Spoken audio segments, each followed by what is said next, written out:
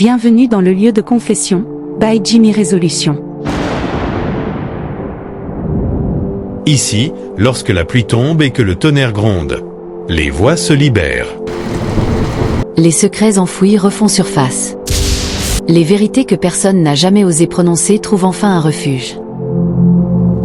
Dans cet espace, des hommes et des femmes viennent déposer leurs blessures, leurs regrets, leurs fautes, leurs espoirs. Des histoires d'amour, de trahison, de miracles, mais aussi des douleurs silencieuses que personne ne voit. Ici, rien n'est inventé. Chaque mot est réel, chaque émotion est vraie, chaque confession est un morceau de vie livré en toute discrétion. Abonnez-vous maintenant, invitez vos amis à nous rejoindre. Et si vous avez une histoire à partager, envoyez-la au numéro affiché à l'écran. Préparez-vous. Chaque jour, une nouvelle vérité se dévoile.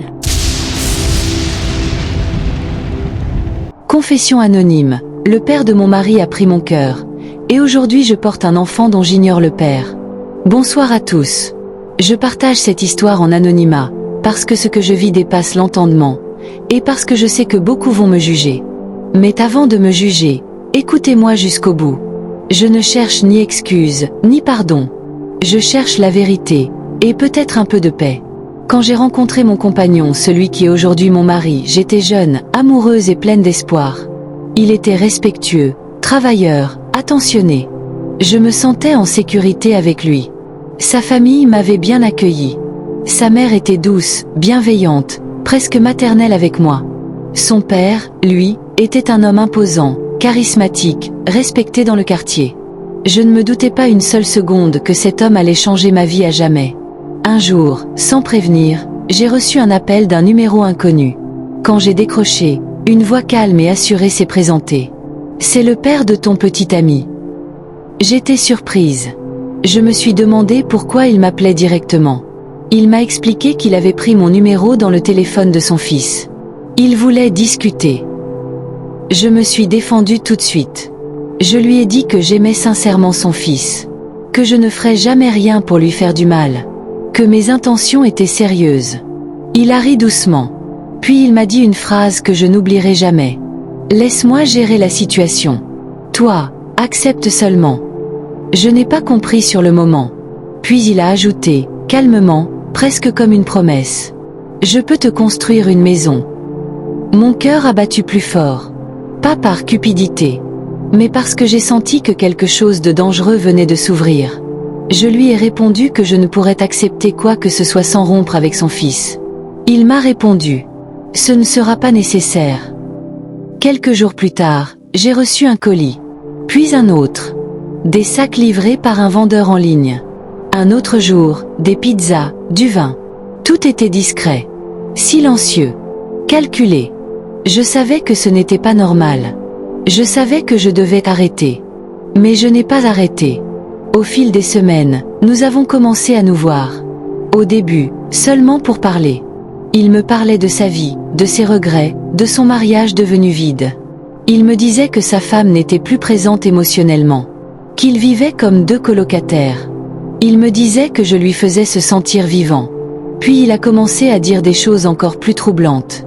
C'est mieux que toi, mon fils et moi soyons les seuls hommes dans ta vie. Comme ça, il y a de l'engagement. Il ajoutait, si un jour mon fils t'épouse, je serai toujours là pour toi. Financièrement, émotionnellement. Je savais qu'il ne voulait pas m'épouser. Je l'avais compris très tôt. Alors, j'ai fait quelque chose que je n'aurais jamais imaginé faire un jour. J'ai gardé le père et le fils dans mon cœur. Les années ont passé. Son fils m'a demandé en mariage. J'ai dit oui. Aujourd'hui, cela fait 2 ans que je suis mariée. Et personne ne soupçonne rien. Personne. La maison que son père a construite pour moi? Mon mari croit que c'est un héritage laissé par mon père défunt. Tout est basé sur un mensonge. Je suis tombée enceinte. Et là, la peur m'a envahie. Car il y a eu ce voyage. Nous sommes allés chez ses parents. Cette nuit-là, mon mari et moi avons été ensemble. Le lendemain, son père m'a proposé de sortir. Et cette sortie a bouleversé mes certitudes. Aujourd'hui, je regarde mon ventre s'arrondir. Et une question me hante chaque jour. À qui appartient cet enfant? La confidence de ma belle-mère. Récemment, je suis tombée malade. Ma belle-mère, qui est infirmière, est venue prendre soin de moi. Elle s'est confiée. Elle m'a dit que son mari ne la touchait plus depuis longtemps. Qu'elle soupçonnait qu'il voyait quelqu'un. Quand elle a dit ça, mon cœur s'est arrêté. Elle a été si gentille avec moi. Si présente. Si humaine. Et moi, je porte un secret qui pourrait détruire toute une famille. Entre amour, peur et désir. J'aime mon mari. C'est un homme bon. Mais son père possède une partie de mon cœur que je n'arrive pas à reprendre. Je sais que beaucoup vont me condamner. Je sais que ce que j'ai fait est grave. Mais je vous pose une seule question, sincèrement. Le père de mon enfant pourrait-il être mon beau-père?